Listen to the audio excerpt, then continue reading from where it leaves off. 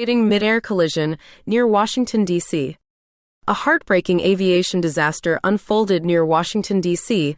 as a midair collision between an American Airlines regional jet and a military helicopter left no survivors.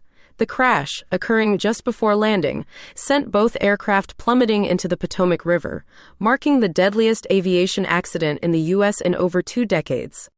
Among the 67 victims were U.S. figure skaters, their coaches, and family members returning from a training camp, alongside 3 military personnel engaged in a training exercise. With 27 bodies recovered so far, the tragedy is a stark reminder of the dangers in one of the nation's busiest air corridors. What makes this accident particularly alarming is its location. Washington's airspace is notoriously congested, with strict flight corridors and security concerns. Just a day prior, another near miss occurred when a plane had to abort landing to avoid a helicopter, a chilling precursor to this disaster. However, instead of immediate focus on the aviation safety protocols, the crash quickly became a political battleground. President Trump blamed diversity hiring programs for the disaster, a claim swiftly rejected by former Transportation Secretary Pete Buttigieg. Meanwhile, GOP lawmakers urged caution in drawing conclusions.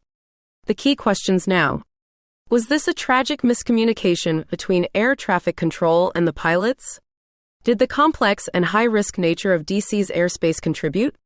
Could this have been prevented with stricter regulations on helicopter flights near major airports? Investigations are ongoing, but one thing is clear.